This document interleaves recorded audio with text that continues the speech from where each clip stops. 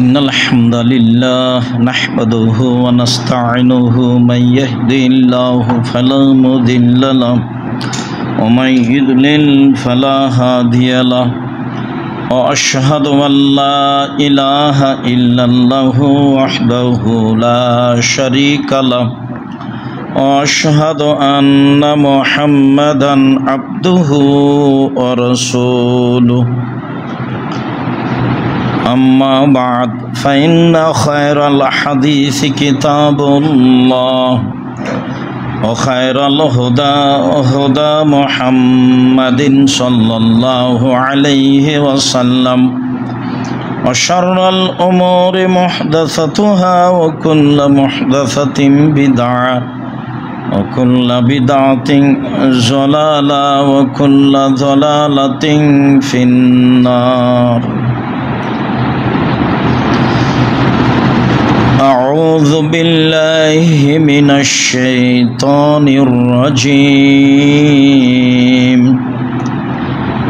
يا أيها الذين آمنوا إذا نودي للصلاة من يوم الجمعة فاسعوا إلى ذكر الله وذروا البيع ذلكم خير لكم إن كنتم تعلمون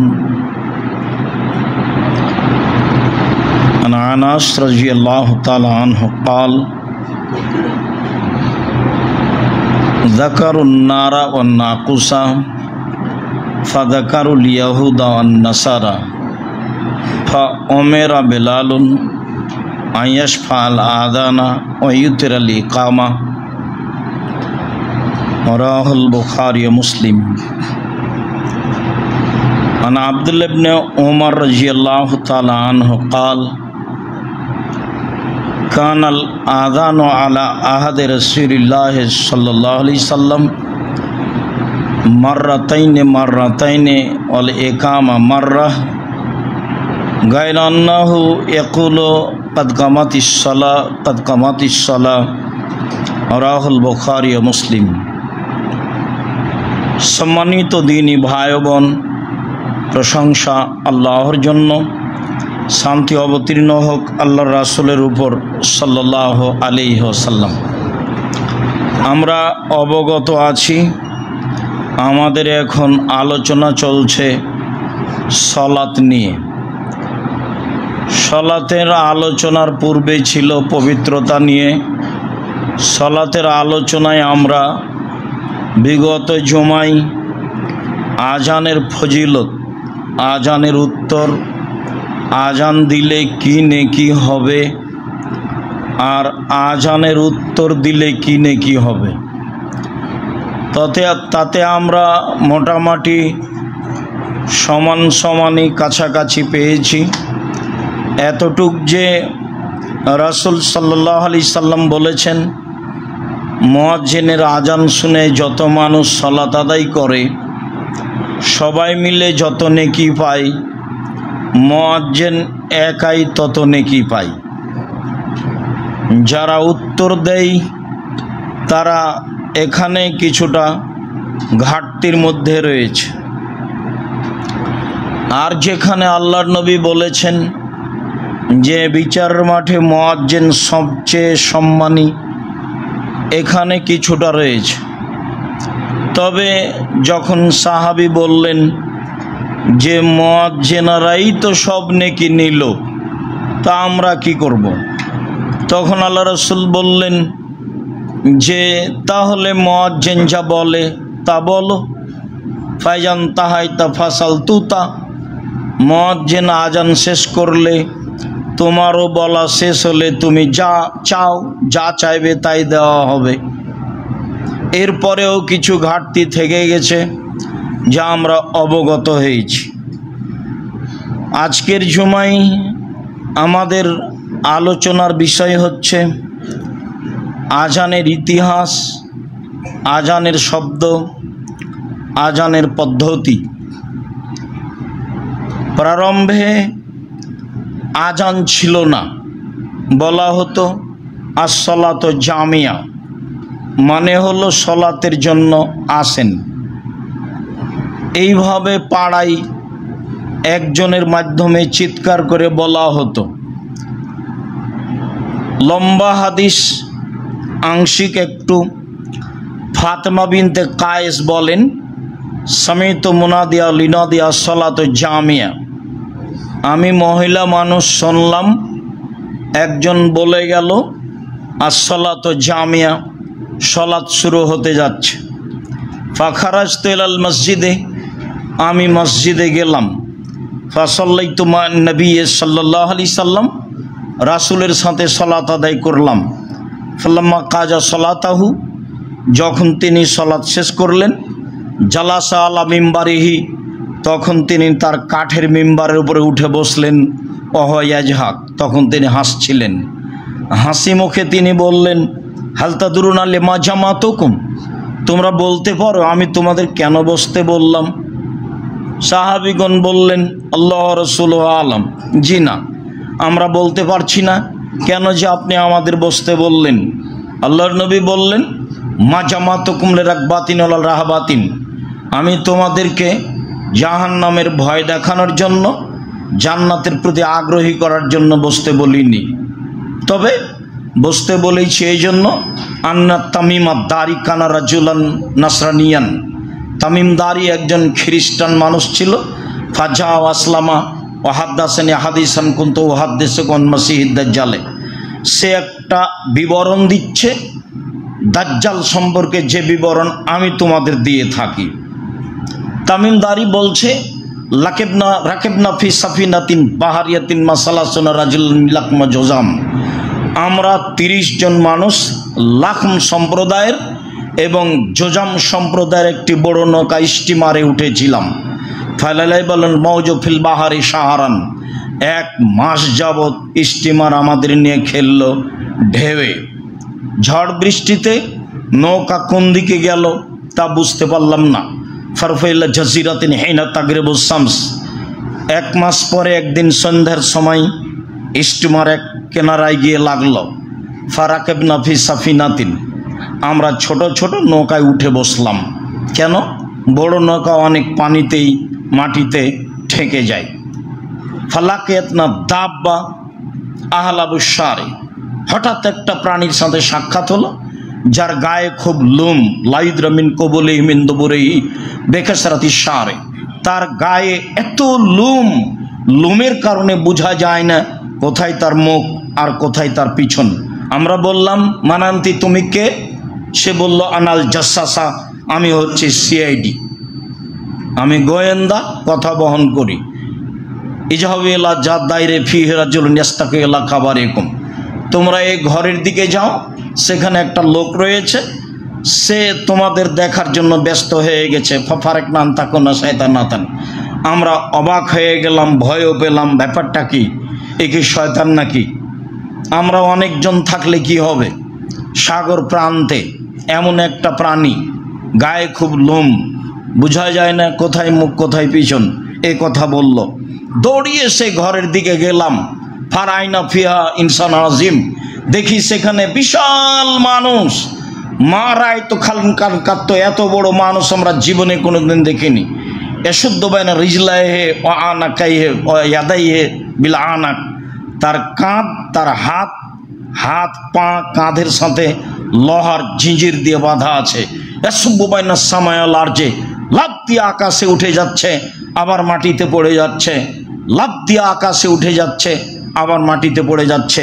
অবাক হয়ে গেলাম, বললাম, মানান্তা তুমি কে? সে বলল, আন্তুম কাদারতুমুনি ফাকবিরুন মানান্তুম, আরে তোমরা জেনেই যাবা আমি কে, তোমরা বলো তোমরা কে। আমরা বললাম, আমরা হচ্ছে আরবের মানুষ, আমরা একটা স্টিমারে উঠেছিলাম, লাখম জোজম সম্প্রদায়ের 30 জন মানুষ, 1 মাস ঝড় বৃষ্টি, নৌকা আমাদের নিয়ে খেললো। কোথায় গেলাম বুঝতে পারলাম না। সন্ধ্যের সময় কেনারায় গিয়ে লাগলো, তো আমরা ছোট ছোট নৌকায় উঠলাম। একটা প্রাণীর সাথে দেখা হলো, গায়ে খুব লোম, লোমের কারণে বোঝা যায় না কোথায় রয়েছে মুখ আর কোথায় রয়েছে পিছন। আমরা বললাম, তুমি কে? সে বলল, আমি সিআইডি গোয়েন্দা। তারপরেও বলল এই ঘরে তোমরা যাও, সেখানে একটা লোক রয়েছে, সে তোমাদেরকে দেখার জন্য ব্যস্ত হয়ে পড়েছে, তাই আমরা আসলাম। আচ্ছা ঠিক আছে, এবার তোমরা বলো, ইরাকে বাইসান নামে একটা গ্রামে খেজুর গাছ ছিল। কথা লম্বা হয়ে যাবে, কথা আমি এমনিতেই বলে যাই, এবার না পড়লে আবার অনুবাদ করতে করতে লম্বা সময় চলে যাবে। তো বলো দেখি, সেখানে বাইসান নামক গ্রামে যে খেজুর গাছটা ছিল, খেজুর গাছে খেজুর হয় কি না? বলা হ্যাঁ, বেশ খেজুর হয়তো। তো বললো এমন একদিন আসবে সেখানে আর খেজুর ধরবে না, খেজুর থাকবে না। ঠিক আছে, বুঝলাম। তারপরে ওই যে জোগাড় নামে একটা পুকুর ছিল ইরাকে, বলো তো সেই পুকুরে পানি আছে কি না? এলাকার লোক পুকুর থেকে পানি উঠিয়ে জমি চাষ করে কি না? আমরা বললাম হ্যাঁ, সে পুকুরে পানি আছে, এলাকার লোক পুকুর থেকে পানি উঠিয়ে জমি চাষ করে। তারপর সে বলল অচিরে একদিন পুকুরে পানি থাকবে না। তারপর বলছে এবার বলো তোমরা, ওই নিরক্ষর লোকের ঘটনা কি? নিরক্ষর লোক, নিরক্ষর নবী। আমাদের নবী ছিলেন নিরক্ষর, কোনটা আলিফ, কোনটা বা, কোনটা গাইন, কোনটা আপ, এটা চিনতেন না। নিরক্ষর নবী। পৃথিবীতে কোনো মানুষ তার শিক্ষক নেই, শিক্ষক আল্লাহ, মাধ্যম জিবরাইল আলাইহিস সালাম, তাই তিনি অক্ষর চিনতেন না। বলো দেখি তোমরা নিরক্ষর মানুষের খবর কি? হ্যাঁ, নিরক্ষর মানুষ মক্কা থেকে মদিনায় পালিয়ে গেছে। ও, মক্কা থেকে মদিনা পালিয়ে গেছে। বলো দেখি তার অবস্থা কি? বলে তার অবস্থা এখন বালতি। বালতি মানে? বালতি মানে হলো এই যে আগে ইঁদারা কুয়ার পাশে বালতি থাকতো, তো যার পানির প্রয়োজন সে বালতি নিত, পানি উঠিয়ে পান করে রেখে চলে যেত। তা আমার প্রয়োজন, আমি আবার বালতি নিতাম, তাহলে বালতি একবার আপনার হাতে, বালতি একবার আমার হাতে। তার মানে হলো এই যে তার অবস্থা এখন বালতি, মানে তিনি বদরের যুদ্ধে জয়ী হয়েছেন, ওহুদের যুদ্ধে পরাজয় হয়েছেন, এই তোলার তোর অবস্থা এখন বালতি, একবার জয় একবার পরাজয়। আচ্ছা ঠিক আছে, আমি বলি সারা দুনিয়ার মানুষের উচিত তাকে মেনে নেওয়া। আমি বলি আমি কে? বলছে আমি হচ্ছি দাজ্জাল। একদিন আমাকে এখান থেকে বের হতে বলা হবে, আমি বের হয়ে 40 দিন সারা পৃথিবী ঘুরব, 40 দিনে সারা পৃথিবী আমি ঘুরে নিব। তবে আমি মক্কা এবং মদিনায় প্রবেশ করতে পারবো না। ঢুকতে চাইলে সেখানে 12টা দরজা আছে, 12টায় দরজায় ফেরেশতা খোলা তরবারি নিয়ে আছে দাঁড়িয়ে। আমি ঢুকতে চাইলে আমাকে হত্যা করা হবে, আমি মক্কা এবং মদিনায় ঢুকতে পারবো না। এই পর্যন্ত বলে আল্লাহর নবীর হাতে একটা লাঠি ছিল, এবার লাঠি দিয়ে তিনি ওই এর উপরে কাঠের মেম্বারের উপর আঘাত করছেন আর বলছেন হাজেহি তাইবা, এটাই হচ্ছে মদিনা, হাজেহি তাইবা, এটাই হচ্ছে মদিনা, যেখানে দাজ্জাল প্রবেশ করতে পারবে না। এখরজু মিন ইরাক, এখরজু মিন শাম, এখরজু মিনাল মাশরিক। দাজ্জাল বের হবে ইরাক থেকে, দাজ্জাল বের হবে পূর্ব দিক থেকে। সম্মানিত দিনী ভাই বোন, একটা কথা বলতে গিয়ে লম্বা কথা বলে ফেললাম। দাজ্জালের কাহিনী তাতে ছিল এই, ফাতেমা বিনতে কায়েস বলেন আমি শুনলাম মাসাল্লাত জামিয়া, সালাত শুরু হতে যাচ্ছে, এই যে এ বলে মানুষকে সালাতের জন্য ডাকা হতো। ঘটনা শেষ করলাম, তবু আরেকটি বলা থাকলো, এই যে রাসূল সাল্লাল্লাহু আলাইহি সাল্লামের ব্যাপারে দাজ্জাল নিজে ঘোষণা দিল, সারা পৃথিবীর মানুষের উচিত তাকে মেনে নেওয়া, তার আনুগত্যই করতে হবে। পানি পান করলে তার মতো করে করতে হবে, এটা দাজ্জালও বলে। খেতে বসলে তার মতো করে খেতে হবে, এটা দাজ্জালও বলে। কথা বললে তার মতো করে বলতে হবে, এটা দাজ্জালও বলে। প্রত্যেকটা কাজ তার নিয়মে হতে হবে, এই কথা দাজ্জাল বলে, এটা ঘোষণা দাজ্জালের। তাদের জন্য উচিত তাকে মেনে নেওয়া, এই কথা দাজ্জাল বলে। সম্মানিত দিনী ভাই বোন, চুমা দিয়ে মোহাম্মদ সাল্লাল্লাহু আলাইহি সাল্লামকে সম্মান করা যায় না। বল হিসাব রাসূল সাল্লাল্লাহু আলাইহি সাল্লামের কথা মেনে তাকে সম্মান করা যায়। বলা হয়েছে যতক্ষণ পর্যন্ত মানুষ তার নিজের চেয়ে আমাকে সে ভালো না বেসেছে, ততক্ষণ পর্যন্ত সে ঈমানদার নয়। তো তিনি কি আমার বাড়ির পাশে আছে, দাওয়াত দিয়ে খাওয়াবো, তার নাম ভালোবাসা?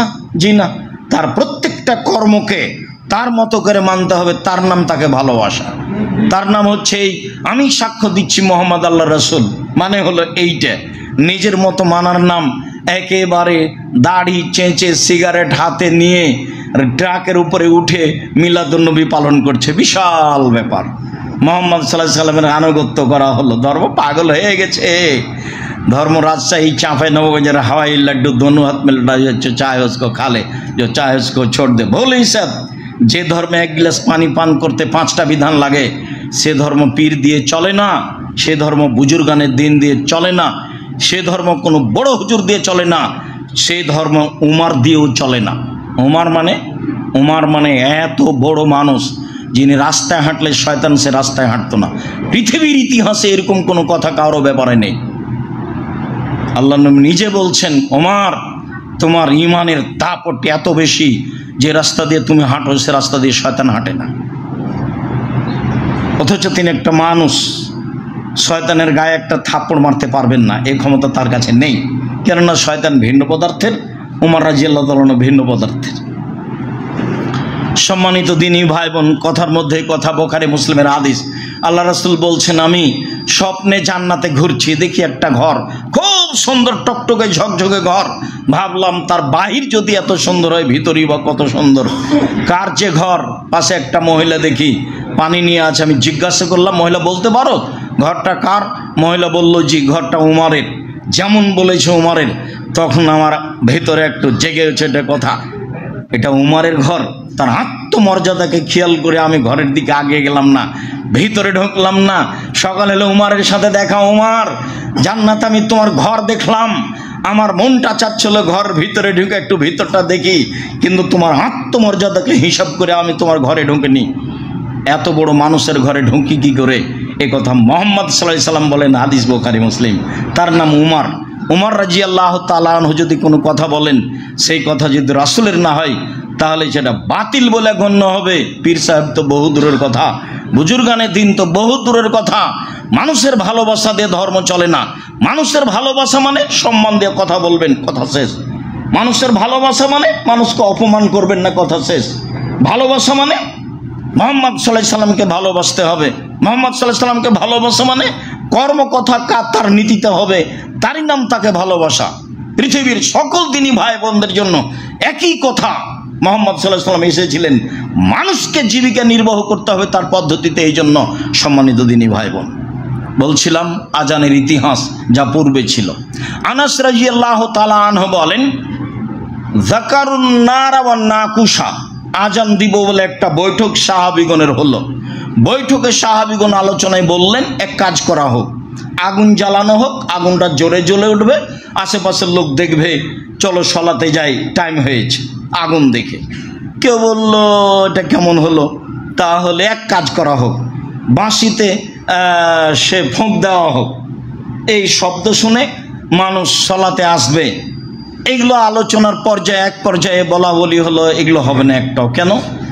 তো আগুন তো খ্রিস্টানদের কাজ, বাঁশি তো ইহুদিদের কাজ, তাহলে আমাদের সলাতে ডাকার পদ্ধতি ইহুদি খ্রিস্টানদের সাথে মিলে যাবে? তা কেমনে হয়? এইটুকু বলার পরে ফাউমেরা বেলালুন, বেলালকে আদেশ দেওয়া হলো। মানে যায়েদ ইবনে আব্দে রাব্বিহি স্বপ্নে দেখেছিলেন, উনি স্বপ্নে দেখছেন যে একটা লোক একটা বাঁশি সিংহা, একটা বাঁশি ঘাড়ে করে নিয়ে চলে যাচ্ছে। তো যায়েদ ইবনে আব্দে রাব্বিহি বলছেন, এটা একটু দেন না, বিক্রি করেন না। বলে কি করবেন? আমরা সলাতের জন্য এটা দিয়ে ডাকবো মানুষকে। এটা নেবেন, এর চেয়ে ভালো বলে দিই কি? হ্যাঁ বলেন তো, সেটা কি? তো আজান বলে দিলেন। তো ঘুম থেকে উঠে তাড়াহুড়া করে রাসূলের কাছে যাচ্ছে। তো আল্লাহ রাসূল বেলালকে বলছেন, বেলাল আজান দাও। তো উমর রাদিয়াল্লাহু তাআলা শুনে খুব দৌড়িয়ে আসছেন। আল্লাহ রাসূল, কি ঘটনা? এভাবে আজান মানে? আমিও স্বপ্নে দেখেছি আজান। হ্যাঁ ঠিক আছে, তোমাদের স্বপ্ন সত্য, বেলাল আজান দাও। ফাউমেরা বেলালুন ইয়াশফাল আজানা। তা আল্লাহর নবী বেলালকে আদেশ করলেন, ডবল ডবল দুইবার করে আজান দিবে। একামা মাররাতা ইউতেরেল একামা, একবার করে একামাত দিবে। হাদিস বুখারী মুসলিম। যদিও ভারত বাংলাদেশ পাকিস্তানের শতকরা 95টা মসজিদেই ডবল ডবল আজান, ডবল ডবল একামাত। অত্র বুখারী মুসলিমের হাদিসে প্রমাণ হয় যে ডবল আজান আর একবার করে একামাত। আব্দুল্লাহ ইবনে উমর রাদিয়াল্লাহু তাআলা আনহু বলেন, কানা আযানু আলা আহাদি রাসূলিল্লাহ সাল্লাল্লাহু আলাইহি মাররাতাইনি, রাসূলের যুগে আজান ছিল দুবার করে, ওয়াল ইকামা মাররা, আর একামাত ছিল একবার করে। একাধিক হাদিস এ ব্যাপারে রয়েছে। আবু মাহাজুরা রাদিয়াল্লাহু তাআলা আনহু বলেন, আন্না রাসূলুল্লাহ সাল্লাল্লাহু আলাইহি সাল্লামাহুল আযানা 19 কালেমা ওয়াল ইকামা 17 কালেমা। আল্লাহর নবী আবু মাহজুরাকে আজান শিখিয়ে দিয়েছিলেন, তা ছিল 19টি শব্দ, আর একামাত শিখিয়ে দিয়েছিলেন, তাতে ছিল 17টি শব্দ। আজান সমান 19টি শব্দ আর একামাত সমান 17টি শব্দ। হাদিস বুখারী মুসলিম, গড়ান সব বুখারী মুসলিমে চলছে যে আজান ডবল ডবল আর একামাত একবার একবার। আবু মাহজুরা রাদিয়াল্লাহু তাআলা আনহু বলেন, আলকা রাসূলুল্লাহ সাল্লাল্লাহু আলাইহি সাল্লাম আলা তাদিনা, একদা আল্লাহর নবী আমার সামনে আজান পেশ করলেন। এর সাথে কথা আরো পরে আসছে। একদা আল্লাহর নবী আজান আমার সামনে পেশ করলেন, তিনি নিজেই পেশ করলেন। তিনি বললেন, আবু মাহজুরা কুল, বলো আল্লাহু আকবার, আল্লাহ সবচেয়ে বড়, আল্লাহু আকবার, আল্লাহ সবচেয়ে বড়, আল্লাহু আকবার, আল্লাহ সবচেয়ে বড়, আল্লাহু আকবার, আল্লাহ সবচেয়ে বড়। আশহাদু আল্লা ইলাহা ইল্লাল্লাহ, আমি সাক্ষ্য দিচ্ছি আল্লাহ ছাড়া কোনো মাবুদ নেই। আশহাদু আল্লা ইলাহা ইল্লাল্লাহ, আমি সাক্ষ্য দিচ্ছি আল্লাহ ছাড়া কোনো মাবুদ নাই। ও আশহাদু আন্না মুহাম্মাদুর রাসূলুল্লাহ, আমি সাক্ষ্য দিচ্ছি মুহাম্মদ আল্লাহ রাসূল। ও আশহাদু আন্না মুহাম্মাদুর রাসূলুল্লাহ, আমি সাক্ষ্য দিচ্ছি মুহাম্মদ আল্লাহ রাসূল। সুম্মা তাউদু ও তাকুলো, এগুলো পুনরায় বলো। পরে আবার বিস্তারিত আসছে, এগুলো পুনরায় বলো। সুম্মা কুল, তারপরে তুমি বলো হাইয়া আলাস সালাহ, সালাতের জন্য আসো। হাইয়া আলাস সালাহ, সালাতের জন্য আসো। হাইয়া আলাল ফালাহ, কল্যাণের জন্য আসো। হাইয়া আলাল ফালাহ, সফলতার জন্য আসো। তারপরে তুমি বলো আল্লাহু আকবার, আল্লাহু আকবার, আল্লাহ সবচেয়ে বড়, আল্লাহ সবচেয়ে বড়, লা ইলাহা ইল্লাল্লাহ, আল্লাহ ছাড়া কোনো মাবুদ নাই। বুখারী মুসলিম। আজানের শব্দগুলি দেখছিলাম। আবু মাহজুরা রাদিয়াল্লাহু তাআলা আনহু বলেন যে আমি নিজে বললাম, কুলতু ইয়া রাসূলুল্লাহ আল্লিমনি সুন্নাতাল আজান, আল্লাহ নবী আমাকে আজানের সুন্নাত একটু বলে দেন তো, কিভাবে আজান দিতে হবে। অফি রিওয়ায়াতিন, অন্য এক বর্ণনায় এসেছে আজাবাহু সাউতুহু, আবু মাহজুরার কণ্ঠটা আল্লাহ রাসূলকে অবাক করেছিল। ছেলে মানুষ রাস্তায় আরো 5 জনের সাথে খেলাচ্ছে, তো এই আজানের শব্দগুলিও এমনিতেই নকল করছে ছেলেরা যেভাবে খেলায় সে নিয়ে। তো তার কণ্ঠটা আল্লাহ রাসূলকে খুব ভালো লেগেছে, তো আল্লাহ রাসূল তাকে ধরে আজান শিখিয়ে দিয়েছিলেন। এখানে আবু মাহজুরা বলছে আল্লিমনি সুন্নাতাল আজান, আল্লাহ রাসূল আমাকে আজানের পদ্ধতি শিখিয়ে দেন। যেমন বললেন আমাকে আজানের পদ্ধতি শিখিয়ে দেন, তখন আল্লাহ রাসূল বলছেন তাকুলো, তুমি বলো আল্লাহু আকবার, আল্লাহু আকবার, আল্লাহু আকবার, আল্লাহু আকবার। তারফাও বেহা সাওতাকা, কণ্ঠ উঁচু করে বলো। যত জোরে কণ্ঠ দেওয়া যায় তুমি তত জোরে এই আল্লাহু আকবার বাক্যগুলি বলো। এরপরে তিনি বললেন যে অতাকুলো, তুমি বলো আশহাদু আল্লা ইলাহা ইল্লাল্লাহ, আশহাদু আল্লা ইলাহা ইল্লাল্লাহ, আশহাদু আন্না মুহাম্মাদুর রাসূলুল্লাহ, আশহাদু আন্না মুহাম্মাদুর রাসূলুল্লাহ। তাকফেজো বেহা সাওতাকা, কণ্ঠ নিচু করে ধীরে বলো। সুম্মা তারফাও বেহা সাওতাক আও বিশাহাদাত, এবার খুব জোরে বলো শাহাদাত। তাহলে এই পদ্ধতি অনেক জায়গা থেকে ছুটে গেছে, কোনো কোনো জায়গায় বলা হয়। আবার একটু খেয়াল করেন, আল্লাহু আকবার, আল্লাহু আকবার, আল্লাহু আকবার, আল্লাহু আকবার, এটা হলো তার গতি অনুযায়ী জোরে, তার শারীরিক তার কণ্ঠ গতি অনুযায়ী যেভাবে সম্ভব জোরে। তারপরে সাক্ষ্য দেয় চুপে বা ধীরে, আশহাদু আল্লা ইলাহা ইল্লাল্লাহ, আশহাদু আল্লা ইলাহা ইল্লাল্লাহ, আশহাদু আন্না মুহাম্মাদুর রাসূলুল্লাহ, আশহাদু আন্না মুহাম্মাদুর রাসূলুল্লাহ।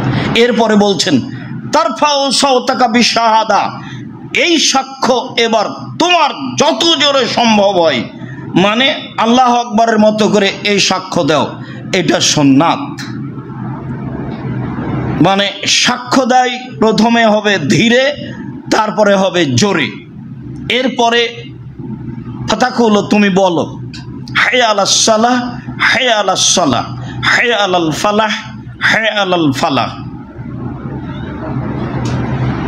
ফাইন কানা সালাতু সুবহে ফাতাকুল, যদি সালাত ফজরের হয় তাহলে তুমি বলবে আস-সালাতু খায়রুম মিনান নওম, আস-সালাতু খায়রুম মিনান নওম। সালাত ঘুমের চেয়ে উত্তম, সালাত ঘুমের চেয়ে উত্তম। সুম্মা তাকুল, তারপরে তুমি বলবা আল্লাহু আকবার, আল্লাহু আকবার, লা ইলাহা ইল্লাল্লাহ। আবু মাহাজুরাকে রাসূল সাল্লাল্লাহু আলাইহি সাল্লাম আজানের পদ্ধতি শিখালেন, যা আমরা বুঝতে পারলাম। এইভাবে আজানের পদ্ধতি। আর একামাত একবার একবার আল্লাহু আকবার, আল্লাহু আকবার, আশহাদু আল্লা ইলাহা ইল্লাল্লাহ, আশহাদু আন্না মুহাম্মাদুর রাসূলুল্লাহ, হায় আলাস সালাহ, হায় আলাল ফালাহ, কাদ কামাতিস সালাত, কাদ কামাতিস সালাহ, আল্লাহু আকবার, আল্লাহু আকবার, লা ইলাহা ইল্লাল্লাহ। এটাই হচ্ছে একবার একবারের অর্থ। সম্মানিত দিনী ভাই বোন, বলছিলাম রাসূল সাল্লাল্লাহু আলাইহি সাল্লামের শিখে দেওয়া পদ্ধতিতে আজান। আবু কাতাদা রাদিয়াল্লাহু তাআলা আনহু বলেন, রাসূল সাল্লাল্লাহু আলাইহি সাল্লাম বলেছেন, এজা উকিমাতিস সালাহ, যখন আজানের পরে একামাত দেওয়া হবে, ফালা তাকুমু হাত্তা তারাউনি কাদ খারাজত, তো একামাত দেওয়া হলেই দাঁড়ায়ও না, একামাত দেওয়া হলেই দাঁড়ায় না যতক্ষণ পর্যন্ত আমাকে না দেখেছো। তবে একামাত শুরু হলে আরো হাদিস অনুযায়ী দাঁড়ানো যায়। আর এখন অধিকাংশ মসজিদে ইমাম বলছে যে দাঁড়ান, তো সবাই যখন দাঁড়িয়ে লাইন ঠিক হয়ে গেছে তখন মুয়াজ্জিন একামাত দিচ্ছে। তো একামাত এখন কি করবেন, একামাত তো বাদ পড়ে গেছে, মানে একামাতের তো কাজ শেষ। তো মানুষ তো এমনি দাঁড়িয়ে গেছে, মানে সুন্নাত কিভাবে উল্টে আছে। আর ইমাম সাহেব তো কেবলার দিকে মুখ করে আছেন বাইশাতের পাগড়ি পরে। ইনি যখন একামাত কাদ কামাতিস সালাত বলবেন তখনই তিনি আল্লাহু আকবার বলবেন। অথচ কোনো এক সময়ে বলেছি, এখানেই বলেছি, মুহাম্মদ সাল্লাল্লাহু আলাইহি সাল্লাম 23 বছর যাবত ইমামতি করেছেন। 23 বছরে কোনো একদিন কোনো এক ওয়াক্ত সালাত আপনারা কাতার সোজা করুন, প্রাচীরের মতো হয়ে দাঁড়ান, ফাঁকা বন্ধ করুন, এই কথা না বলে সালাত শুরু করেছেন। এর প্রমাণ কিয়ামত পর্যন্ত কেউ দিতে পারবে না। অথচ আপনার মসজিদে ইমাম সাহেব একদিনও বলেন না। ইমাম সাহেবের এই বালাই নাই, উনি তো ওই কেবলা দিকে মুখ করে আছে। আর একামাত তো দাঁড়িয়ে যাওয়ার পরে, একামাত দাঁড়িয়ে যাওয়ার আগে, দাঁড়িয়ে যাওয়ার পরে একামাত নয়, দাঁড়িয়ে যাওয়ার পরে একামাত নয়, বরং একামাতের পরে দাঁড়ানো বা একামাতের সময় দাঁড়ানো, আগে দাঁড়ানোর কোনো প্রশ্নই আসে না। এটা উজ্জ্বল শরীয়তে স্পষ্ট বেদাত। এই নীতি রাসূলের নয়, এই নীতি সাহাবীর নয়, এই নীতি তাবেঈর নয়, এই নীতি পৃথিবীর কোনো বড় বিদ্বানের নয়। আবু হানিফা রাহিমাহুল্লাহর নয়, ইমাম মালিকের নয়, ইমাম শাফির নয়, ইমাম আহমদ ইবনে হাম্বলের নয়, পৃথিবীর কোনো বিদ্বানের এই নীতি নয়। যারা বিশাল বিশাল ফিকহ গ্রন্থ লিখেছে তাদের এই নীতি নয় যে আগেই দাঁড়িয়ে যেতে হবে তারপরে ইকামত হবে, হতেই পারে না। এটা এই উজ্জ্বল শরীয়তে স্পষ্ট জ্বলন্ত বেদাত। সম্মানিত দিনী ভাই বোন, বলছিলাম রাসূল সাল্লাল্লাহু আলাইহি সাল্লাম বললেন যে একামত দেওয়া হলে তোমরা দাঁড়াবা না, আমাকে দেখবা যে আমি বের হয়েছি কিনা ইমামতির জন্য। তাহলে একামতের পরে দাঁড়াবে, ভাই এতটুক বলা যেতে পারে। আর হাদিস অনুযায়ী একামত মানে দাঁড়াও, আগে দাঁড়িয়ে যাওয়ার তো কোনো প্রশ্নই আসে না। সম্মানিত দিনী ভাই বোন, বিষয়টি বুঝে আমল করার চেষ্টা করি। আল্লাহুম্মা সাল্লি আলাইহি, আল্লাহুম্মা বারিক আলাইহি।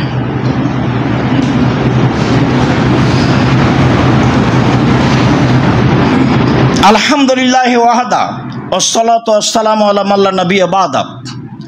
আবু হুরায়রা রাদিয়াল্লাহু তাআলা আনহু বলেন, রাসূল সাল্লাল্লাহু আলাইহি সাল্লাম বলেছেন, এই যে ওকিমাতিস সালাত ফালা সালাতা ইল্লাল মাকতুবা, একামাত দেওয়া হলে কোনো সালাত চলবে না ওই সালাত ছাড়া যেই সালাতের একামাত দেওয়া হয়েছে।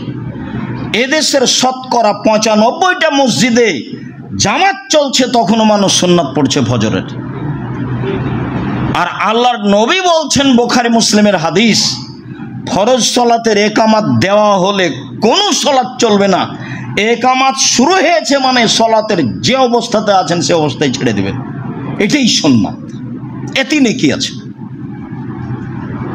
মাত্র 1 রেকাত বাকি আছে, 3 রেকাত হয়ে গেছে সুন্নাতের, আপনি 4 রেকাত পড়বে, একামাত শুরু হয়ে গেছে, এই অবস্থাতেই ছেড়ে দিতে হবে। কেন? রাসূল সাল্লাল্লাহু আলাইহি সাল্লাম বলেছেন, যখন ফরজ সালাতের জন্য একামাত দেওয়া হচ্ছে তখন আর কোনো সালাত নেই। হ্যাঁ, আপনি এই ফরজ সালাত আদায় করে নিয়েছেন আর করবেন না, সেটা ভিন্ন কথা। কিন্তু যেই সালাতের একামত দেওয়া হচ্ছে এই সালাত আপনিও পড়বেন, আপনার ইচ্ছা মতো সুন্নাত পড়ার পরে আসবেন সালাতে, এইটা একটা আপনার ইচ্ছার ব্যাপার, যেটা রাসূল সাল্লাল্লাহু আলাইহি সাল্লামের ব্যাপার নয়। সম্মানিত দিনী ভাই বোন, আবু হুরায়রা রাদিয়াল্লাহু তাআলা আনহু বলেন, মালিক ইবনে হুয়াইরিস রাদিয়াল্লাহু তাআলা আনহু বলেন, আতাতুন নবী সাল্লাল্লাহু আলাইহি সাল্লাম ওয়া ইবনু আমিন লি, একদা আমি আর আমার চাচার ছেলে দুইজন মিলে রাসূলের কাছে আসলাম।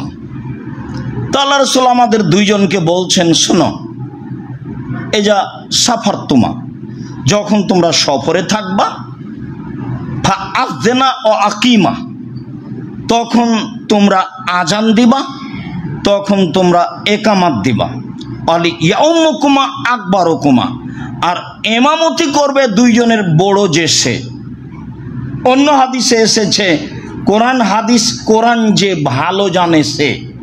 অত্র হাদিসে এসেছে তোমাদের দুইজনের মাঝে বড় যে সে ইমামতি করবে।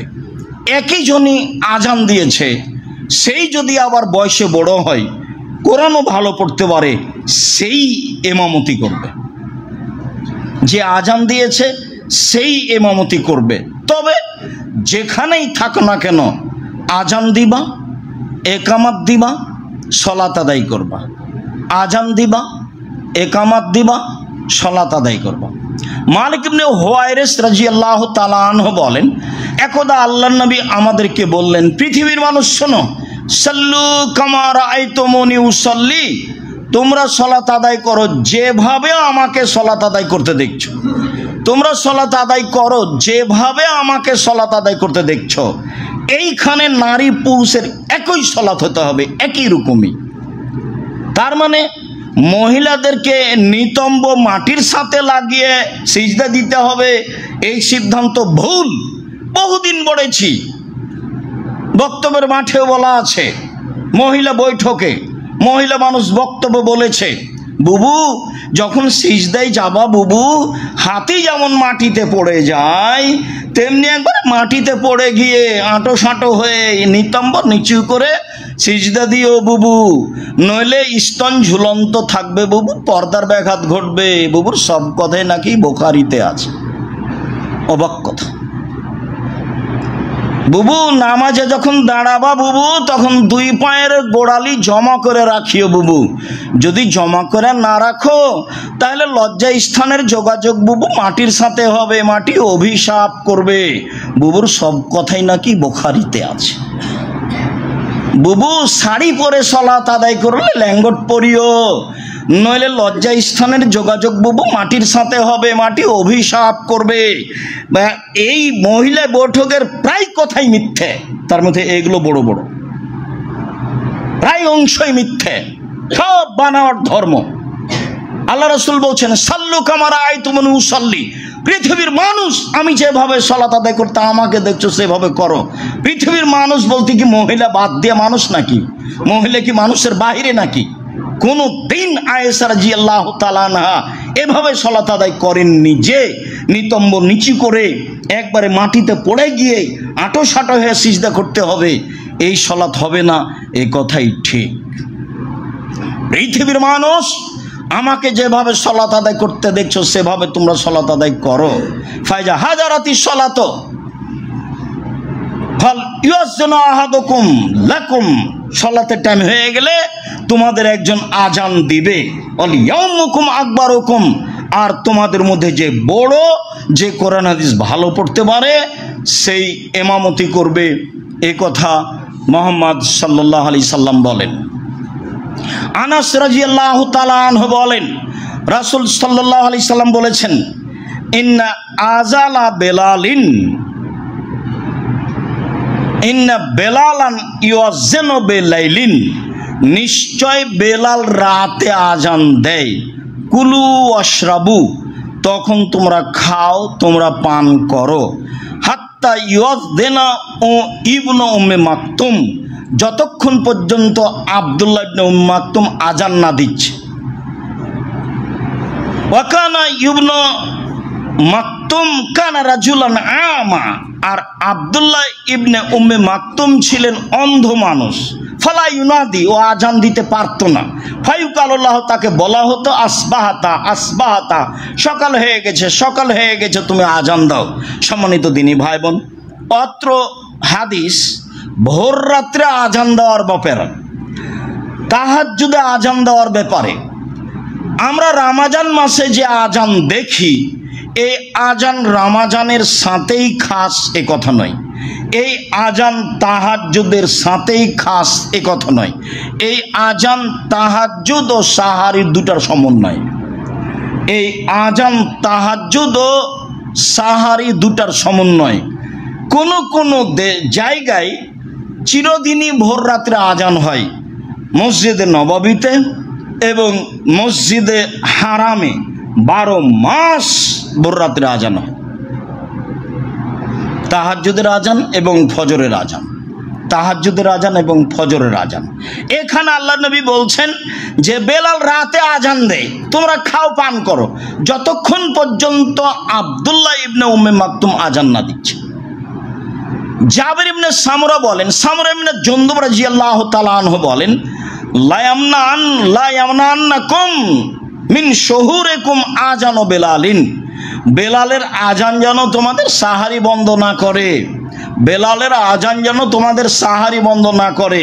এই কথাটার উপর একটা কথা রমজান মাসে বলেছি, মনে আছে?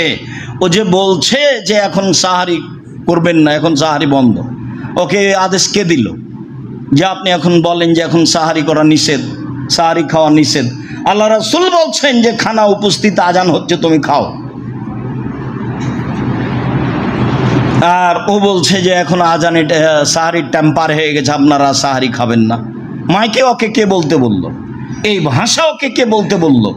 সাহারির জন্য আজান ছাড়া কোনো কথা, কোরআন তেলাওয়াত, হাম নাত গাজাল, কথা বলা, আপনার সাইরিন বাজানো, চিল্লা চিল্লি, সব হারাম, এক টানা সব হারাম আজান ব্যতীত। উল্লেখ্য যে আজান সাহারির সাথে খাস নয়, আজান তাহাজ্জুদের সাথে খাস নয়, দুটার সমন্বয়ে আজান। সম্মানিত দিনী ভাই বোন, আজান। আবু হুরায়রা রাদিয়াল্লাহু তাআলা আনহু বলেন, ইন্নান নবী সাল্লাল্লাহু আলাইহি সাল্লাম হিনা কাফালা মিন গাজওয়াতে খাইবারা, যখন আল্লাহ রাসূল খাইবারের যুদ্ধ শেষ করে ফিরে আসছেন, রাসূল সাল্লাল্লাহু আলাইহি সাল্লাম যখন খাইবারের যুদ্ধ শেষ করে ফিরে আসছেন, তো সারা লাইলান, তিনি রাতে হাঁটতে লাগলেন, রাতে হাঁটছেন। ফাআদরাকাল কারা, তখন আল্লাহ রাসূলকে নিদ্রা পেয়ে গেল, খুব ক্লান্ত, ঘুম আসছে এরকম ভাব হাঁটতে হাঁটতে। ফাআররাসা, তখন তিনি রাতে শুয়ে পড়লেন, রাতের শেষ দিকে শুয়ে গেলেন। ওয়াকাল আলে বেলালিন, বেলালকে বললেন, বেলাল ইকলালানা আল-লাইলা, তুমি আমাদের পাহারা দাও। শত্রুর জন্য মুহাম্মদ সাল্লাল্লাহু আলাইহি সাল্লামকে পাহারাদার ঠিক করতে হয়েছে। আপনি যদি বলেন না আল্লাহর রাস্তায় আছি, এই কথা ভুল। না, আল্লাহ রাসূলের আল্লাহর রাস্তায় চলে না, আল্লাহ তো সব কিছুই করেন। তো আল্লাহর নবী কেন বলছেন যে বেলাল তুমি পাহারা দিবা? ইকলালানা আল-লাইলা, বেলাল তুমি ঘুমাবা না, তুমি আমাদের পাহারা দাও, শত্রু যেন আমাদের ক্ষতি না করতে পারে। আপনার প্রস্তুতি থাকবে মানুষের মতো যেগুলো প্রয়োজন, তারপরে আপনি তাকদীরের কথা বলবেন। আপনার প্রস্তুতি থাকলো না আর আপনি তাকবীরের কথা বললেন, তা নয়। মুহাম্মদ সাল্লাল্লাহু আলাইহি সাল্লাম বলছেন, বেলাল পাহারা দাও। সাল্লা বেলালুন মা কুদ্দেরা লাহু, তখন বেলাল সলাত আরম্ভ করলেন। যে পাহারা আর কি দিই, তাহলে সলাত আরম্ভ করি। অন্য এক বর্ণনায় এসেছে, যাকে পাহারা দিতে বলেছিলেন তাকে একজন তীর মেরেছিল। তীর মেরে এসে পায়ে লেগেছে, দিয়ে রক্ত ঝরঝর করে ঝরছে, তারপরেও সলাত আদায় করছে। তো ওই হাদিসে প্রমাণ হয়েছে যে রক্ত বের হলে অজু ভেঙে যায় না। ফিকার বইয়ে লেখা আছে, রক্ত শরীর থেকে গড়ে পড়লে কি হয়? অজু ভেঙে যায়। শরীর থেকে রক্ত গড়ে পড়লে অজু ভেঙে যায় না, এ কথাই ঠিক। এই যে তীর এসে গায়ে লেগেছে, রক্ত ঝরঝর করে ঝরছে, সলাত আদায় করতেই আছে। তো পাহারা দিচ্ছেন উনি, সলাত আদায় করে পাহারা দিচ্ছেন। ফানামা রাসূলুল্লাহ সাল্লাল্লাহু আলাইহি ওয়াসাল্লাম, রাসূল ঘুমিয়ে গেছেন, সঙ্গী সাথীও ঘুমিয়ে গেছেন। ফা আসনাদা এলা রাহালিহি, তিনি তার বাহনটাতে হেলান দিয়েছেন। মুআজ্জিহান আলাল ফাজরে, এই যেদিকে সূর্য উঠবে সেদিকে মুখ করে।